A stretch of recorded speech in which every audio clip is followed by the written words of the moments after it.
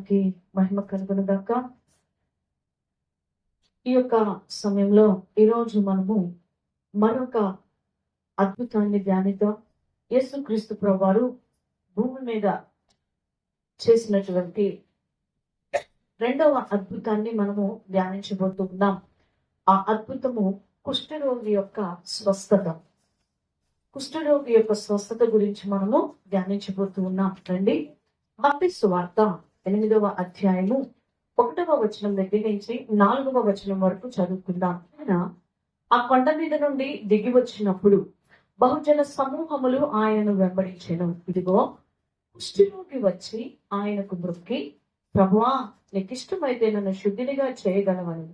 అందుకు ఆయన చేయి చాపి వాని ముట్టి, నాకిష్టమే, నీవు శుద్ధుడువు కమ్మని చెప్పగా తక్షణమే వాని కుష్ఠరోగము శుద్ధి అని.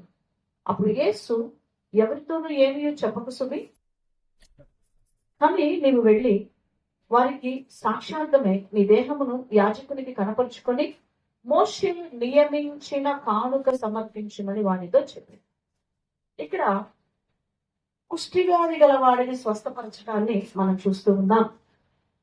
కుష్ఠవ్యాధి గలవాడు యేసుక్రీస్తు ప్రభువారికి ఎదురు వస్తూ ఉన్నాడు. రావటమే ఏమని అడుగుతూ ఉన్నాడు అంటే, ప్రభువా, నన్ను బాగు చెయ్యి అని మరి మాట్లాడటాన్ని ఇక్కడ మనం చూస్తూ ఉన్నాం. ప్రార్థిస్తూ ఉన్నాడు, నన్ను బాగు చెయ్యి అని ప్రార్థిస్తున్నాడు.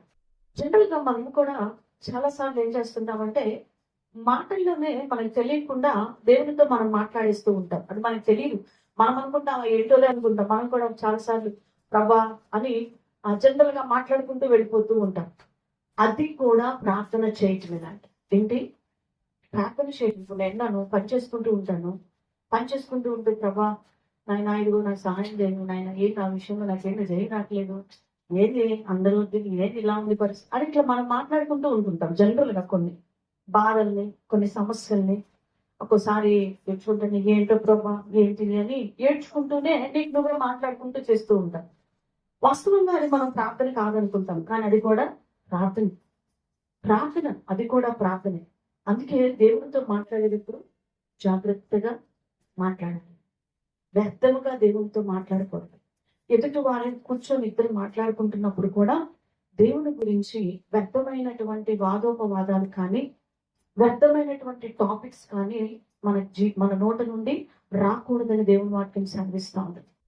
ఈరోజు మరి నీ దేవుడైన యెహోవా బహు రోషము కలిగిన వాడు, జీవము కలిగిన వాడు, ప్రార్థనలను ఆలకించే దేవుడు. ద్వితీయోపదేశకాండంలో చెప్పబడినట్లుగా 5వ అధ్యాయము 11వ వచనంలో, నీ దేవుడైన యెహోవా నామమును వ్యర్థముగా ఉచ్చరింపకూడదు అని వాక్యం మనకి సెలవిస్తాము. వ్యర్థముగా ఉచ్చరింపకూడదు. సరదాగా మాట్లాడాలే, చెతురుగా అన్నానులే అని వ్యర్థముగా ఆయన నామాన్ని ఏం చేయకూడదు, ఉచ్చరింపకూడదు. దేవుడు ఏంటంటే మనం చెప్పుకుంటూ ఉన్నాం, భక్తులు బయలుదేరారు. ఇవి వ్యర్థమైనటువంటి టాక్. అంటే దేవునితో వాళ్ళు దేవుని బిడ్డలతోటి, దేవునితో గడుపుతున్న వారితోటి అంటున్నామనే మనసు లేదు. అవి అలాంటి మాటలే. ఈరోజు దేవుని విషయంలో మాట్లాడేటువంటి మాటలు అవి ఎంత మాత్రము మనము పట్టించుకోకూడదు. కానీ జీవము కలిగిన మన దేవుని వైపు మనము చూస్తూ ముందుకి వెళ్ళిపోవాలని వాక్యం మనకి సెలవిస్తాము. ప్రభువా, నీకు ఇష్టమైతే బాగు చేయము అని అడుగుతున్నాడు. ఇతనికి ఉన్న వ్యాధి ఏంటి అంటే కుష్ఠు వ్యాధి. ఏం వ్యాధి? కుష్ఠు వ్యాధిగా మనం చూస్తున్నాం. శరీరంలో ఈ కుష్ఠు వ్యాధి ఒక చోట ప్రారంభమయ్యి ప్రాకి పుండులాగా మారిపోయి వారి శరీరం అంతా ఏం చేస్తుందంట? తినేస్తుంది. ఇప్పుడు మెడిసిన్ వచ్చినాయి, కానీ ఇప్పుడు దానికి ఆ జబ్బుకి మందులు అన్ని ఎట్లా ఉన్నాయి. ఆ దినాల్లో కుష్ఠ వ్యాధులకి పెద్ద మందు లేదు. అది శరీరంలో ఒక చోట ప్రారంభమైందంట. చిన్న మచ్చ, కుష్ఠరోగ మచ్చ అని అంట. అది చిన్న పుండులాగా పడిపోయింది.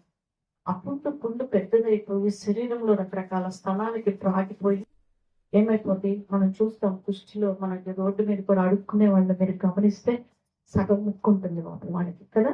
అదంతా కుష్ఠు తినేసేసి సగం ముక్కు ఉంటుంది. ఇదంతా తినేసేసి ఈ చెవులు ఉండవు. ఈ హోల్ ఇట్లా ఉంటుంది కానీ చెవులు ఉండవు. ఈ చేతులు వేళ్ళు వేళ్ళు ఇట్లా ఈ వేళ్ళు ముందు వేళ్ళు ఈ కొంచెం ఇట్లా పెట్టుకొని ఇట్లా అయిపోతుంటాయి చేతులు, ఇలా ఇలా అయిపోయి తినేసేసి కాళ్ళు పట్టిన వేలు కూడా ఉండవు. మన సంఘంలో మన మధ్యలో ఒక ఆంటీ ఉండేవారు. ఇప్పుడు ప్రభువులందరూ నిద్రించినారు, పరలోకం చేరారు. ఆంటీ పేరు పోలమ్మ ఆంటీ, మీకు తెలుసు కదా. ఆంటీకి కూడా కాలుకి కుష్టి వ్యాధి వచ్చి ఆమె కాలంతా వేళ్ళన్నీ తినేసేసి ఓన్లీ ఒక మొండి కాలు మాత్రమే, పాదం మాత్రమే, మొండి పాదం ఉండేది. మొండి పాదం ఆమె పాప చెప్పులు కూడా వేసుకునేది కాదు, అంటే వేసుకుంటే జారిపోతూ ఉండేది. అది ఎక్కువ శాతం ఆమె మామూలుగానే నడుస్తా వెళ్తా ఉండేది. ఎక్కడికైనా కూడా పాప ఎండల్లో కూడా భలే ఇబ్బంది పడేది. అంటే అలాగా ఉండేది అనమాట వాడికి. అయితే ఇక్కడ మనము చూసినట్లయితే ఇతనికి ఉన్నటువంటి ఆ వ్యాధి ఏం వ్యాధి అంట? కుష్టి వ్యాధిగా మనం చూస్తున్నాం. ఇలాంటి రోగంతో బాధపడుతున్నటువంటి వ్యక్తి అంటున్నాడు, ప్రభువా నీకు ఇష్టమైతే నన్ను బాగు చెయ్యి అని అడుగుతూ ఉన్నాడు.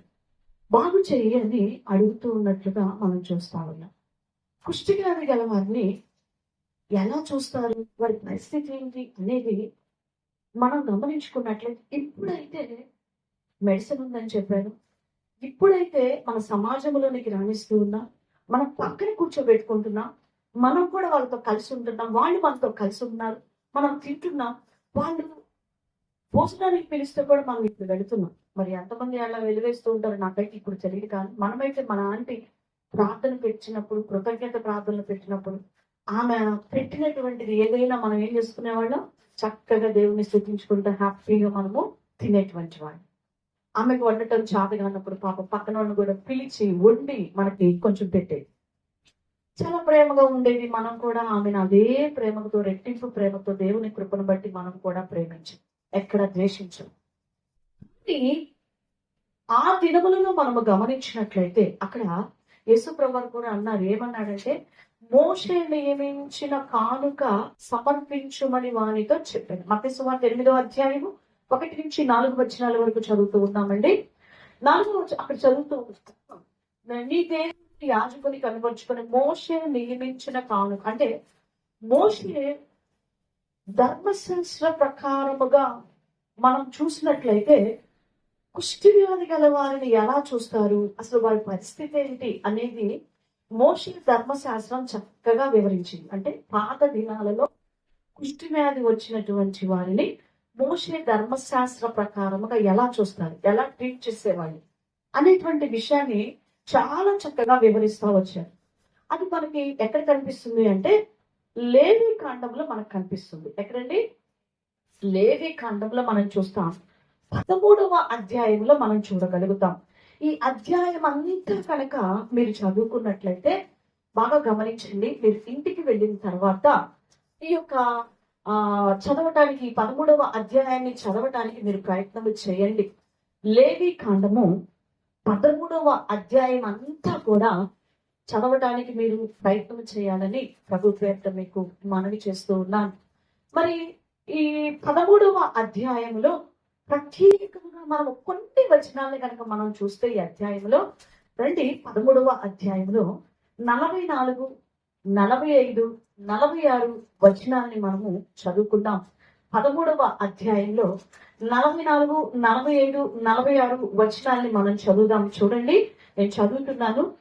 వాడు కుష్ఠరోగి, వాడు అపవిత్రుడు, యాజకుడు వాడు బొత్తిగా అపవిత్రుడని నిర్ణయింపవలేదు. వాని కుష్ఠము వాని తలలోనున్నది. ఆ పడగల కుష్ఠరోగి వస్త్రములను చిప్పివేయవలెను. వాడు తల విరయబోసుకొనవలెను. వాడు తన పై పెదవిని కప్పుకొని అపవిత్రుడును అని బిగ్గరగా పలుకవలెను. ఆ పొడ వానికి కలిగిన దినములన్నీ వాడు అపవిత్రుడై ఉండును.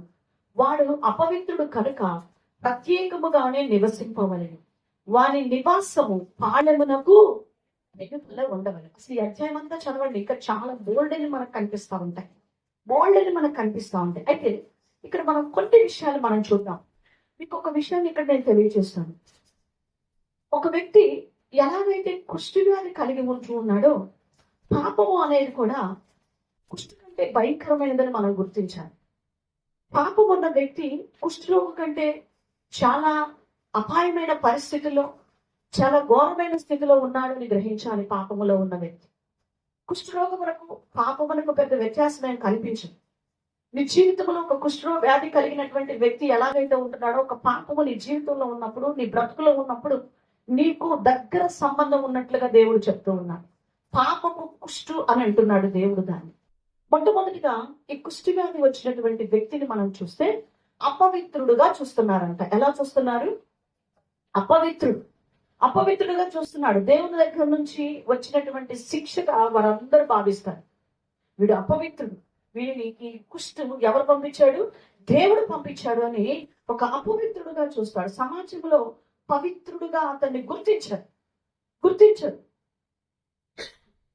గెహజీ కూడా తన యొక్క చేయకూడనటువంటి పని, దేవునికి సేవకులకు వ్యతిరేకమైనటువంటి పని చేయటం వలన లోకాన్ని పాపపు సొమ్మును ఆశించి సేవకుల దగ్గర అబద్ధము చెప్పడం వలన పాపపు కుష్టును సంపాదించినట్లుగా మనం చూస్తుంటాం. ఆ పాపం వలన వచ్చిన ఫలితం ఏంటంటే గెహజీకి కుష్టు.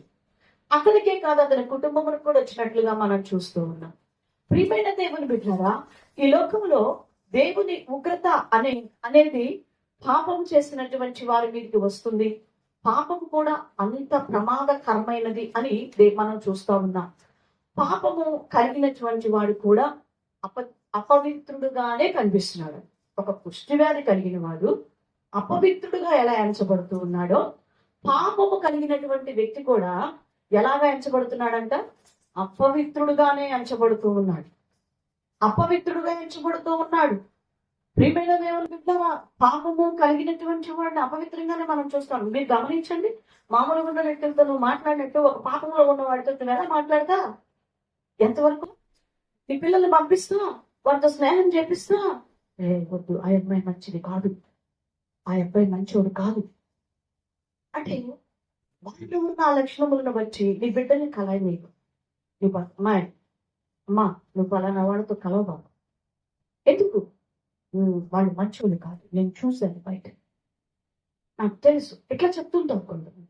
అలాంటి వ్యక్తులతో మామూలుగా కనపడినప్పుడు వదిన, అక్క, అన్న, బాగున్నాము ఎట్లా మాట్లాడతాం, కానీ సహవాసము ఎందుకంటే వారిని మనం ఎలా చూస్తాము అంటే అపవిత్రుడుగానే అనుకుంటూ ఉంటాం. కాస్తంత మెయింటైన్ చేస్తూ ఉంటాం. అది మానవ స్వభావం. ఎందుకు అంటే పాపమును బట్టి. అంటే నువ్వు ప్రేమిస్తున్నావు కానీ పాపాన్ని మనము ప్రేమించం. అందుకని ఆమెను ద్వేషించలేకో అతన్ని ద్వేషించలేకో కలుస్తూ ఉంటావు, మాట్లాడుతూ ఉంటావు, కానీ స్నేహము చేయటానికి ఇష్టపడమ్మా. పాపము చిన్నగా పెద్దగా అనేవి లేదు. పాపమే. మనము చిన్న పామునైనా దేంతో కొట్టాలి? పెద్ద పామునే కాదంట, చిన్న పామైనా పెద్ద కర్రతోనే కొట్టాలంటారు. అంటే పాపం అది చిన్నదైనా పెద్దదైనా పాపమే.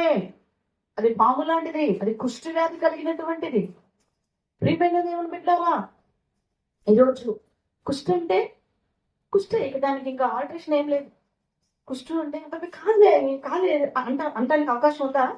లేదు. కుష్టే. పాపం అంటే లేదు. పాపం అబ్బే అలా తప్పు కాదు, అది తప్పు ఉద్దేశం కాదు, అది పాపం అంటున్నాడు.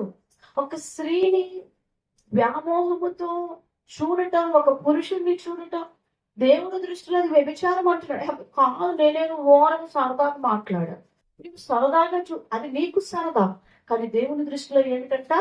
పాపమే. అది పాపమే. అందుకే జాగ్రత్తగా ఉండాలి. ఒకరు నీ పాపముని బట్టి నిన్ను హెచ్చరిస్తూ ఉన్నప్పుడు, దేవుడు నామములో నిన్ను గద్దిస్తూ ఉన్నప్పుడు కోపపడకు, విసుక్కోకు, దేవుని సన్నిధికి దూరము కాకు, సరి చేసుకుంటూ మనము ప్రయత్నము చేద్దాం. రెండో విషయాన్ని మనం చూసినట్లయితే, ఈ కుష్టి వ్యాధి కలిగిన వ్యక్తికి ఉండే రెండో విషయాన్ని మనం చూస్తే లేవికాండం 13వ అధ్యాయంలో 45వ వచనంలో మనం చూస్తున్నాము. ఆ కుష్టి వ్యాధి కలిగినటువంటి వాని యొక్క వస్త్రములను ఏం చేయాలంట? చింపివేయవలెను. ఏం చేయాలి? చింపేసేయాలంతే. అవి చింపివేయాలి. అపవిత్రమైన వస్త్రములు అనేవి మనకి ఇక్కడ కనబడతా ఉన్నాయి. మనుషులు కూడా బయటకు ఎంతో ఖరీదు వస్త్రములు వేసుకున్నప్పటికీ లోపలంతా వస్త్రాలు ఏమైపోయినాయి అంట? లోపల వస్త్రాలు అపవిత్రమైపోయింది. లోపల జీవితం అపవిత్రమైపోయింది. పైకి మంచి వస్త్రాలు కట్టుకోవచ్చు, మంచి మెరిసే వస్త్రాలు మనం కట్టుకోవచ్చు, కాస్ట్లీ కట్టుకోవచ్చు. కానీ లోపల వస్త్రాలు ఏమైపోయినాయి అంట? పాడైపోయినట్లుగా, అపవిత్రమైనట్లుగా చూస్తున్నాం. అవి చాలా పాపపు కంపు కొడుతూ ఉన్నాయంట. లోపల వారి బ్రతుకులు చాలా కంపు కొడుతున్నాయి అంటున్నాడు. పాపానికి భయపడి మన జీవితాలను ఏం చేసుకోవాలో తెలుసా? కాపాడుకోవటానికి నువ్వు ప్రయత్నం చేయాలి. యోగు గారు అంటాడు కదా, 31 యోగు భక్తుడు అంటూ ఉంటాడు. ఏమంటాడు తెలుసా? నా కన్నులతో నిబంధన చేసుకుంటుని కన్యకులు నేను ఎలాగో చూచుదును. అంటే నా కనులతో నేను ఎలాంటి పాపము చేయడానికి ఇష్టపడట్లేదంటున్నాను. ఈరోజు నీ పరిశుద్ధ వస్త్రాలను నువ్వు కాపాడుకోకపోతే నీ జీవితము కూడా కప్పు కొట్టేస్తూ ఉంటుంది. లోపల దేవుడు నీకు ఇచ్చిన రక్షణ వస్త్రాన్ని నువ్వు పోగొట్టుకుంటున్నావు, అపవిత్రమైపోతున్నది. పరిశుద్ధ వస్త్రాలు అపవిత్రమైపోతున్నాయి, మహిమ వస్త్రాలు అపవిత్రమైపోతూ ఉన్నాయి.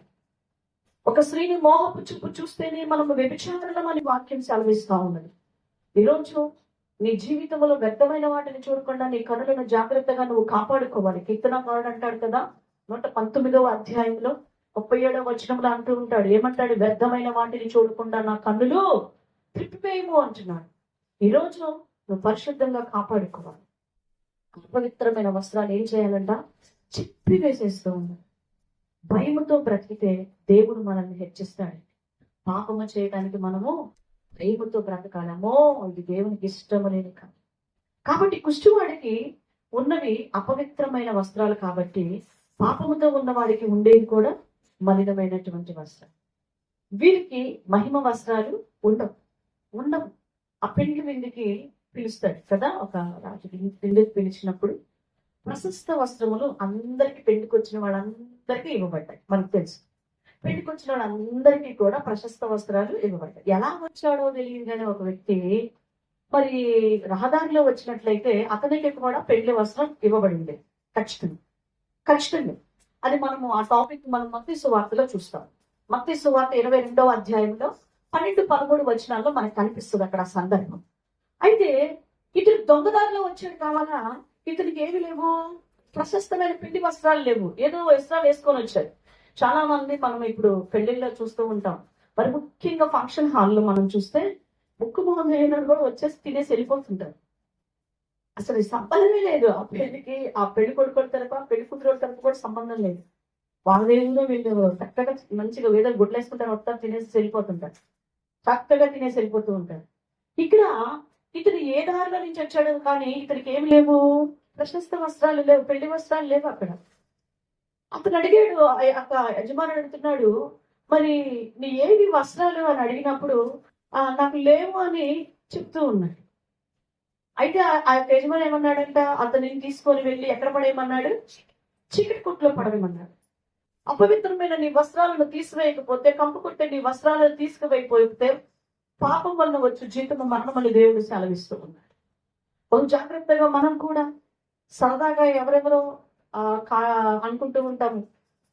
అయితే కనుక దొంగదారిలో ఎలాగ పెళ్లి విందుకి వెళ్ళిపోయాడు, నువ్వు మా అమ్మ ఇల్లుదిగా పర్లోకం, నేను మా అమ్మ కాళ్ళు పట్టుకొని వస్తాను. మా అమ్మ చిన్నప్పుడు నేను అంటే నేను మార్బుల్స్ పొందక ముందు మా అమ్మ ఫస్ట్ ప్రభు నేను మార్బుల్స్ పొందినప్పుడు మేము కూడా వెళ్తాను, నువ్వు వెళ్తున్నావు కదమ్మా, మేము ఎట్ట కొట్ట వస్తాంలే, నీతో పాటు వస్తాను ఏం బతులాడతాను అడుకొచ్చి ఏదో అనేవాళ్ళు, సరదాగా అనేవాళ్ళు. ప్రియమైన దేవుని బిడ్డలారా, అమ్మను బట్టి పిల్లలు వెళ్తాం, భర్తను బట్టి భార్య వెళ్తానికి అట్లా లేదు పరలోకానికి. అలా రాని మన పొద్దున మనము నిన్న చదువుకున్నాం. ఏంటది? కానాను విందుకి మరియను బట్టి ఎవరిని పిలిచారు? యేసుప్రభు అని పిలిచారు. ఆమె కుమారుడు యేసుప్రభుని బట్టి శిష్యుల్ని కూడా ఆ పెళ్లి విందుకి పిలిచారు. అలాగా పరలోకంలోకి వెళ్ళటానికి లేదు. ఎవరి రక్షణ వాళ్ళది, ఎవరి వస్త్రాలు వాళ్ళు కాపాడుకోవాల్సింది. కాబట్టి మన రక్షణ వస్త్రాలు ఖచ్చితంగా కలిగి ఉండాలి. రక్షణ అనేది ఉచితం. అయితే మనం కడగబడటానికి ఆసక్తి చూపేవారిగా ఉండాలి. కానీ అపవిత్రమైన వస్త్రాలను ఏం చేసేసుకోవాలంట? చింపివేశారు. తీసేయి జీవితంలో నుంచి అపవిత్రత అంతా తీసివేశారు. మూడో విషయాన్ని మనం గమనించినట్లయితే, కుష్ఠరోగుకున్నటువంటి మూడో విషయాన్ని మనం చూస్తే అదే 45వ వచనంలో, లేవికాండం 13వ అధ్యాయము 45వ వచనం, ఆ అధ్యాయం అలానే ఉంచుకోనండి. వాడు తల విరయబోసుకున్న వలన, అంటే విరబోసుకోవాలంట. ఆ తలని ఏం చేయాలంట? తల విరబోసుకోవాలి. అంటే వారి జీవితం అంతా ఆ తలను విరబోసుకునే ఉండాలి. దువ్వటాలు, కొబ్బరి నూనె పెట్టటాలు, బాగు చేసుకోవటాలు, జడాలు కోటాలు, ఆడవాళ్ళు అయితే మగవాళ్ళు అయితే దువ్వుకోటాలు ఏం లేదు. ఏం లేదు. ఆ తల విరపోసుకొని ఉండాలి. ఎంత పెరిగిద్దో పెరగటం అంతే. ఆ తల విరపోసుకొని ఉండాలి. ఆ తలని ఏమి బాగు చేయడానికి లేదు. పాపము కూడా మన జీవితంలో ఉంటే మనం కూడా ఇంతే. జీవితం అంతా దుఃఖమయంగానే మనకు కనిపిస్తా ఉంటుంది. చాలా దుఃఖమయంగా మనకు కనిపిస్తా ఉంటుంది. అది ఎలాగా జీవితం అంతా ఎరబోసుకొని అలానే తిరుగుతూ ఉండాలంటే ఎంత బాధాకరమైన విషయం, ఎంత దుఃఖమో కదా. మనం ఒకరోజు జడేసుకోకపోతే చాలా ఇదిగా అనిపిస్తుంది. హెల్త్ బాగున్నప్పుడు కొంచెం ఒకరోజు అట్లా జడేసుకోకపోతే పక్కింటి వాళ్ళు కానీ మన ఇంట్లో వాళ్ళు కానీ పాపం ఏం చేస్తారు, వచ్చి చూడలేక మనల్ని జడేసి వెళ్ళిపోతూ ఉంటారు. నాకు చాలా మంది వేస్తారు ఇక్కడ ఉన్న వాళ్ళు. ప్రియమైన దేవుని బిడ్డలారా, ఇక నీ పాపాన్ని ప్రభువు దగ్గర ఒప్పుకున్నట్లయితే ఆ కుష్టి వ్యాధి కలిగిన వాడైతే విరబోసుకుని తిరగాలంట. ఆ కుష్టి ఉన్నంత వరకు పాపం ఉన్న వ్యక్తిలో కూడా ఎప్పుడు దుఃఖముఖంగానే ఉంటాడు. కానీ పాపమును ఒప్పుకుంటే, నీ పాపాన్ని కనుక ప్రభువు దగ్గర మనం ఒప్పుకుంటే మన తలని నూనెతో అంటుతున్నట్టు కీర్తనకారుడు అంటాడు కదా, 23వ అధ్యాయం 5వ వచనంలో అంటాడు, నా తల నూనెతో అంటి ఉన్నావు అంటాడు. దేంతో అంటాడంట దేవుడు? నూనెతో అంటి ఉన్నావు అంటున్నాడు. కుష్ఠరోగి తలను విరయబోసుకునే ఉన్నట్లుగా పాపం ఉన్నవాడు మన జీవితాలు కూడా దుఃఖమయంగానే కనిపిస్తా ఉంటాయి. ఈ వాక్యం ఏంటంటే నీ జీవితంలో ఇంకా పాపమును విడిచిపెట్టలేదేమో. ఒక గొప్ప అద్భుతము నువ్వు చూడాలి అంటే ఈ పాపపు కుష్టును నువ్వు విడిచిపెట్టేటట్టుగా ఉండాలి, ఒప్పుకునేటట్టుగా నువ్వు ఉండాలి. 4వ విషయాన్ని మీకు తెలియచేస్తాను. 4వ విషయాన్ని కనుక మనం చూసుకున్నట్లయితే 13వ అధ్యాయము 45వ వచనంలోని మనం గమనించుకున్నట్లయితే, తన పై పెదవిని కప్పుకొని అపవిత్రుడను అని బిగ్గరగా అరుస్తూ వెళ్ళాలి. ఒకవేళ కుష్ఠవ్యాధి కలిగిన వాడు వెళ్తున్నాడు అంటే, వచ్చిందని తెలిసి అట్లా వెళ్తూ ఉన్నాడు అంటే ఎలా వెళ్ళాలంట? వెళ్ళేటప్పుడు మామూలుగా వెళ్ళకూడదంట. ఈ పెదాన్ని మూసుకోవాలంట. పై పెదవిని ఏం చేసేసుకోవాలి? కప్పేసుకోవాలి. ఈ పై పెదాన్ని కప్పవేసుకొని అపవిత్రుడను అపవిత్రుడను అపవిత్రుడను అపవిత్రురాలని మరుచుకుంటూ దాన్ని పోవాలంట. అలా పోతుంటే పవిత్రులైన వారు పక్కకి తప్పేసుకుంటారండి. ఆ అపవిత్రుడు వస్తున్నటువంటి ఆ వ్యక్తిని చూసి పక్కకి తప్పుకొని వెళ్ళిపోతూ ఉంటారు.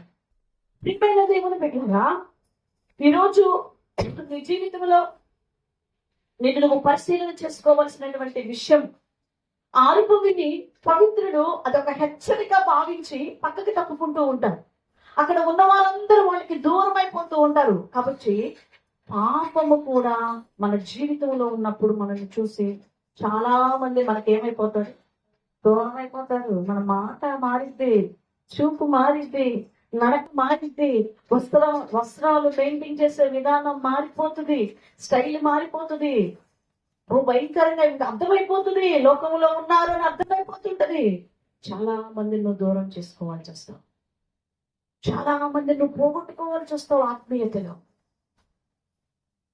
దేవుని బిడ్డల్ని, సేవకుల్ని, సంఘాన్ని ఈరోజు నువ్వు చాలా మందిని పోగొట్టుకుంటావు ఆత్మీయతలో ఉన్నవాళ్ళు. కారణం పాపపు కుష్ఠుని జీవితంలో ఉన్నప్పుడు. కొంతకాలమే చూస్తారు ఇక లాభం లేదని నీకు ఏమైపోతారు? వాళ్ళే దూరం అయిపోతారని వాక్యం సాధిస్తారు. మన జీవితాన్ని చూసి వాళ్ళు అనుకుంటారు వారికి ఒక హెచ్చరిక. ఎలా ఎవరిని చూసి? పాపంలో ఉన్న వారిని చూసినప్పుడు పరిశుద్ధంగా బ్రతుకుతున్న వారికి అదొక హెచ్చరిక. వీడు అలా తిరిగాడు, అందుకే అలా అవినట్టు. ఒకప్పుడు భలే మంచి పేరు, ఇప్పుడు కొంచెం పెద్ద అయ్యాక కొంచెం ఏదో అంటారు కొండ ముదిరి మోసరవిల్లైపోయింది.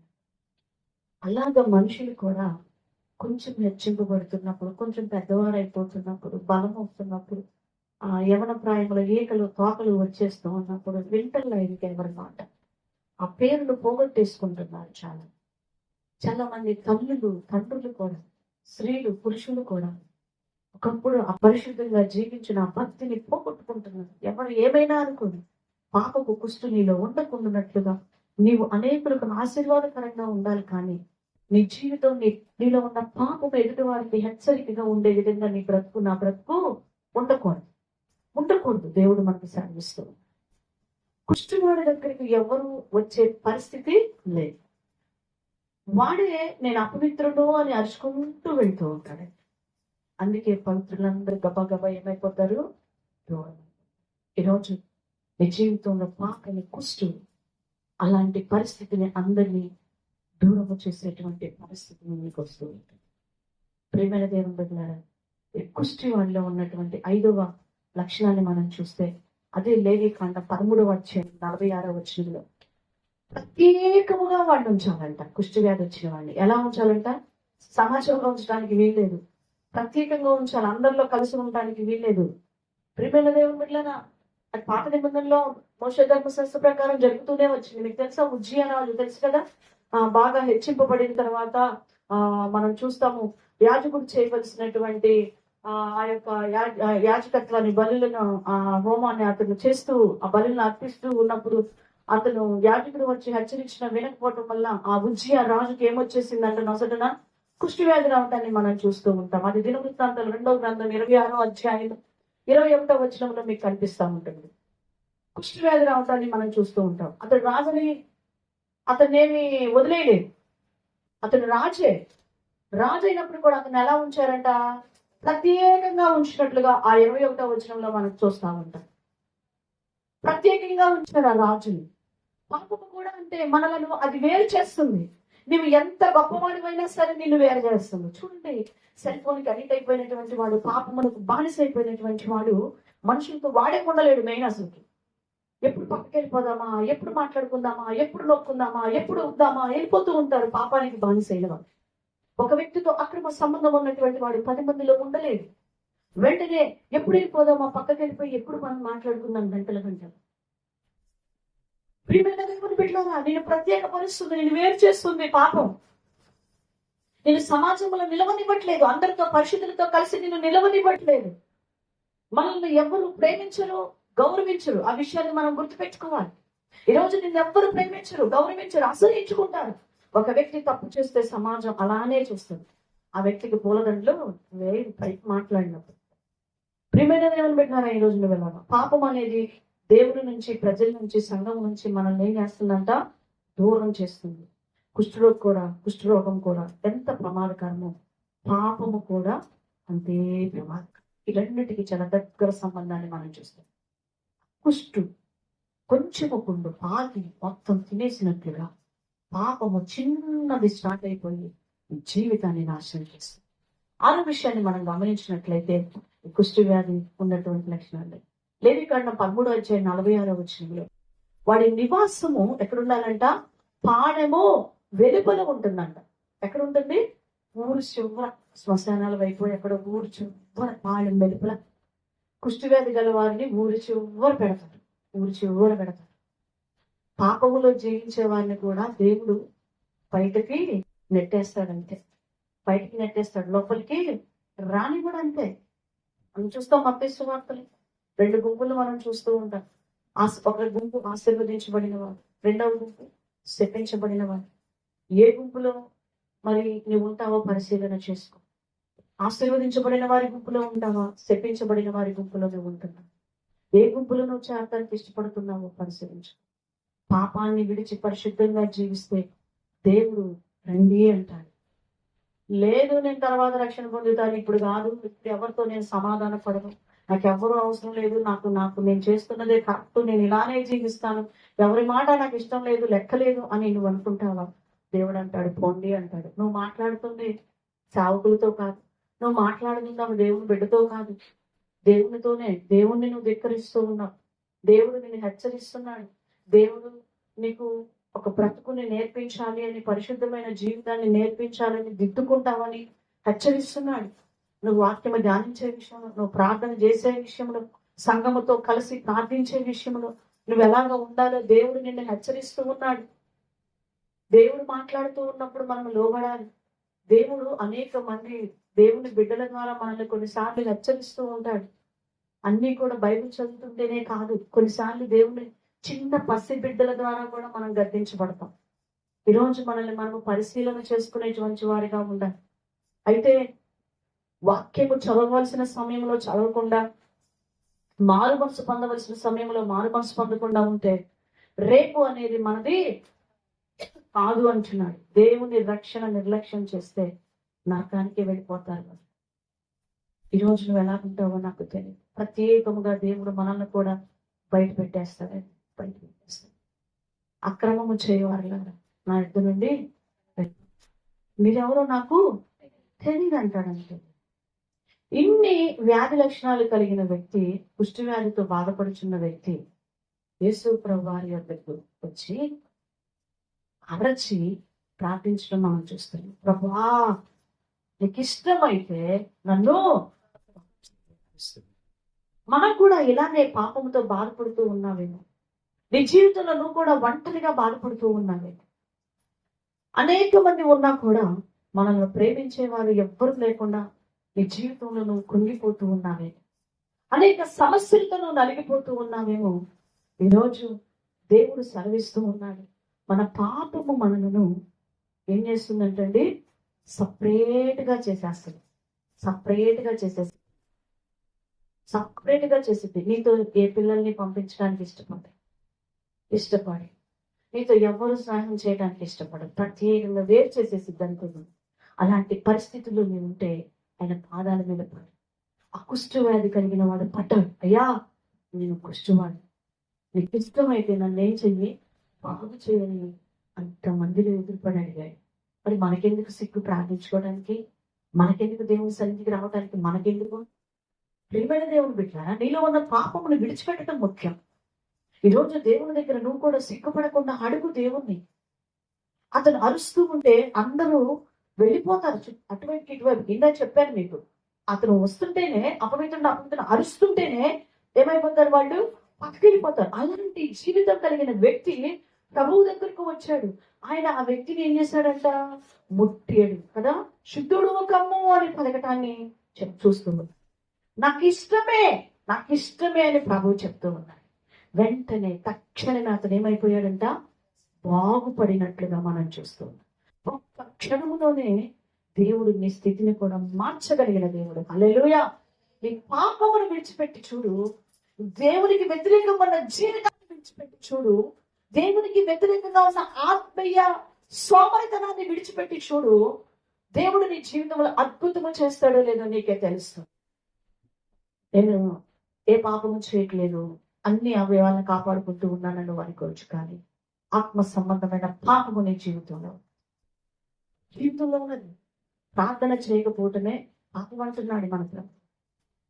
ఈరోజు నీ జీవితంలో ఎలాగో ఉన్నావు. ఇంకా నీవు పాపములోనే ఉన్నట్లయితే నీ జీవితాన్ని ఏం చేసుకోవాలి? సరి చేసుకోవాలి. ఆయన ముట్టి ఆయన వ్యాధిని బాగు చేశాడు. ఈ దినాల్లో మనకున్నటువంటి పాప రోగాన్ని, పాపపు కుష్టిని మనం కూడా ఏ విధంగా బాగు చేసుకోవాలో తెలుసా? ఆ కుష్టి వ్యాధి కలిగిన వాడు యేసయ్య దగ్గరికి వచ్చి ఏం చేశాడంట? కేకలు వేశాడు. ఆయన బాగు చేశాడు. మరి ఈరోజు పాపపు కుష్టి ఎలాగా బాగుంటుంది? రండి, యోహాను సువార్త 15వ అధ్యాయం 3వ వచనం. నేను మీతో చెప్పిన మాటను బట్టి మీరు ఇప్పుడు పవిత్రులై ఉన్నారు. హల్లెలూయా. దేవుని మాటను బట్టి, ఆయన వాక్యము విని ఆ మాటను బట్టి మనం ఎలా మార్చబడుతున్నామంట? పవిత్రులుగా మనము మార్చబడుతూ ఉన్నాం. పవిత్రులుగా జీవిస్తే పరిశుద్ధులుగా మార్చబడుతూ ఉంటాం. ఆయన మాట నీ జీవితంలోకి వచ్చినప్పుడు నువ్వు పవిత్రంగా జీవించడానికి ఇష్టపడు, నేను పరిశుద్ధుడిగా దేవుడు చేస్తాడు.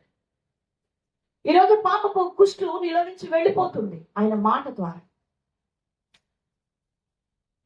ఎఫెసీయులకు రాసిన పత్రిక 5వ అధ్యాయంలో మనం చూస్తాం, 25 నుంచి 27 వరకు మనం చూస్తే వాక్యముతో ఉదక స్నానము చేయించి మనల్ని ఎలా చేస్తున్నాడంట? పరిశుద్ధులుగా చేస్తాను అంటున్నాడు ప్రభువారు. ఈరోజు దేవుని వాక్యముతో నీకు ఉదక స్నానము చేపిస్తూ ఉన్నాడు, నిన్ను కడుగుతూ ఉన్నాడు. మొన్నటి దినాన్ని మనం చెప్పుకున్నాం, వాక్యం వింటున్నప్పుడు పశ్చాత్తాపడాలి, మనం కడగబడాలి, మనలో ఉన్న లోపాలు మనకు తెలియబడాలి. అవి విడిచిపెట్టి మనం ఏం చేసుకోవాలంట? సరిదిద్దుకోవాలి. మన బ్రతుకు. చాలా మంది మనం ఏం చేస్తుందంట? వాక్యం భలే బాగుంది, చాలా బాగుంది అంటే ప్రయోజనము లేదు. ఆ వాక్యం నీ హృదయంలో క్రియ చేస్తేనే నీకు ప్రయోజనం. ఫిబ్రవరి 9:14 అంటాడు, క్రీస్తు రక్తము మనస్సాక్షిని ఏం చేస్తుందంట? శుద్ధి చేస్తుంది. ఆయన రక్తం మనల్ని శుద్ధి చేస్తుంది. మనస్సాక్షి శుద్ధి చేయబడటం అనేది చాలా ప్రాముఖ్యం. లోపల ఉండేటువంటి చెత్త అంతా మన జీవితంలో ఏమవ్వాలి? ఈ ఉపవాస ప్రార్థనలు దేవునికి వ్యతిరేకంగా నీ జీవితంలో ఉన్న చెత్త అంతా నువ్వు కడుక్కోవడానికి ప్రయత్నం చేయి. అడుగు కెట్టమే. ఇంకా నీవు పాపములో ఉన్నట్లయితే నీ జీవితాన్ని నీవే నాశనం చేసుకున్నట్లని చెప్తున్నాడు. అయితే ఇంకా బురదలోనే ఎందుకు ఉండాలి? నీవు కడగబడాలి. ఏమవ్వాలంటే మనం కడగబడాలి. ఇక బురదలో ఉండడానికి వీలు లేదు మన జీవితం. బురదలో ఉన్నవాడు అనుకుంటాడంట, నేను బాగానే ఉన్నాను, చక్కగానే ఉన్నాను అనుకుంటాడంట. కలిసి చేసే ప్రార్థన వేరు. ప్రభువే చెప్పాడు కదా, ఆయన ఒంటరిగా ప్రార్థన చేసుకున్నాడు, కలిసి చేశాడు. ప్రభువే నేర్పించాడు మనకు సంఘము. అంటే ఈరోజు దేవుని దృష్టిలో నువ్వు ఆత్మ సంబంధంగా మనం కడగబడకపోతే మనం ఏది రాగో ఏది రైటో గ్రహించలేదు. బురదలో ఉన్నటువంటి వాడు నేను బాగున్నాను, చక్కగా ఉన్నాను అనుకుంటాడు. కానీ బయటికి వచ్చినటువంటి వ్యక్తి ఆ బురద నుంచి విడుదల పొంది కడిగి స్నానము చేయబడిన వ్యక్తికి తెలుసు ఆ సంతోషము ఆ వ్యక్తికి మాత్రమే తెలుస్తుంది. ఆ హ్యాపీనెస్ ఆ బురద విడిచిపోయిన తర్వాత. ప్రియమైన దేవుని బిడ్డలారా, దేవుడు నిన్ను బయటికి తీసుకురావాలని అనుకుంటున్నాడు. హల్లెలూయా. మనల్ని బయటికి తీసుకురావాలనుకుంటున్నాడు. మన జీవితంలో ఒక అద్భుతము నీ జీవితంలో జరిగించాలనుకుంటూ ఉన్నాడు. అయితే నువ్వు ఆయనకు లోబడి కడగబడి మంచి జీవితం నువ్వు జీవించినట్లయితే నిన్ను స్వస్థపరచగలడు. తక్షణమే నిన్ను ఏం చేయగలడు? దేవుడు బాగు చేయగలడు. నీకు ఉన్న పాపము నుండి, రోగము నుండి విడిపించగలిగిన దేవుడు మన దేవుడు. ప్రియమైన దేవుని బిడ్డలారా, ఈరోజు నీ జీవితంలో ఎలాగ కుష్ఠవ్యాధి ఎంత ప్రమాదకరమైనదో పాపము కూడా అంత ప్రమాదకరమైనది.